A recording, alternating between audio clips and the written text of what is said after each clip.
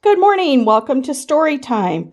This morning, our story is called Snowman Magic by Catherine Teagan.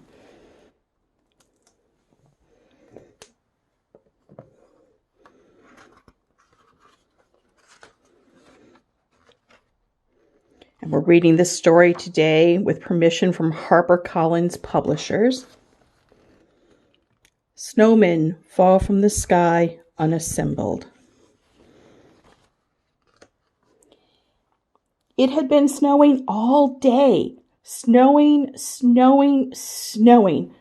George was bored. There was no school, so he needed something to do. He kept looking out the window. Would it ever stop? The next morning, the sun was shining. When George looked out the window, everything was a brilliant white. The snow was so bright, it was almost hard to look at. If he squinted, he could see it was very deep, and it had drifted high against the slope in his backyard.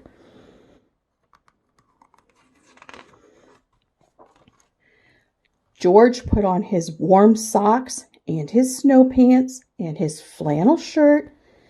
Then he put on his snow jacket, his boots, his mittens, and his hat. He was ready. Outside, the air smelled clean and cold. George plunged into the snow. It was fluffy, but crunchy too. He made a snowball and threw it against a tree. It was very, very quiet.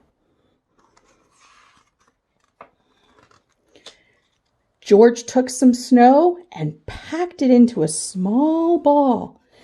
Then he started rolling the ball in the snow. The ball got bigger and bigger. And when the ball got too heavy to roll, he stopped rolling it near the bottom of the slope. Then he started rolling a medium-sized ball. He put it on top of the big ball. Finally, he made a small ball for the top.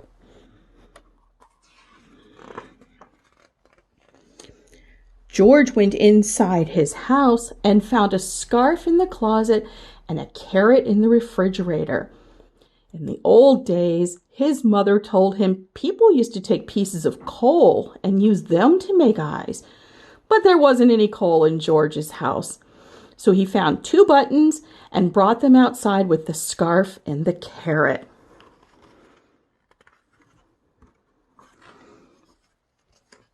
He carefully pushed the buttons into the small ball near the top. He stuck the carrot in the center. He found a few small twigs and used them to make a mouth. He wrapped the scarf between the top ball and the middle ball. And he found 2 branches to stick into the sides of the middle ball. It was a perfect snowman. George turned his head. He thought he saw the snowman smiling at him. Could it be? "Time for a snack," said George. He went inside the house and got 2 mugs of hot chocolate and some cookies. He put them on the snow table. "Would you like something to eat?" George asked. "I can't drink hot chocolate," the snowman said, "but a cookie would be nice." It was magic.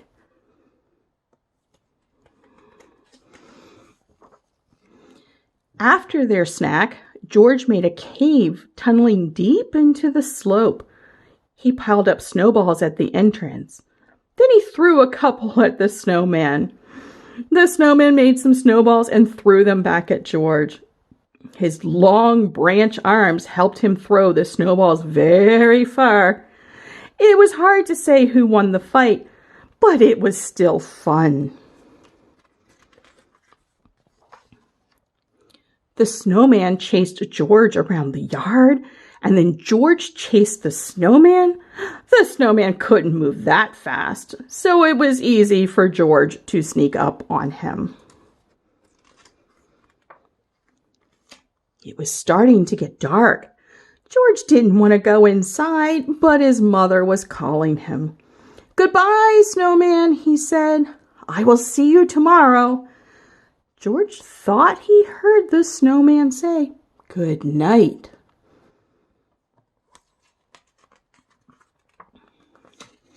The next day it was warmer. The sun was even brighter and the snowman was shrinking. George played with him all day, but he could tell the snowman didn't have quite the same energy. Then it was Monday. George had to go to school. It was another bright, warm day. When he came home, the snowman was almost gone. The scarf and the carrot and the buttons had slid down. He could hardly recognize his snowman. The cave had collapsed too, and the snow table had melted. The next morning, George looked out the window. It was snowing! Snowing, snowing, snowing. He couldn't wait.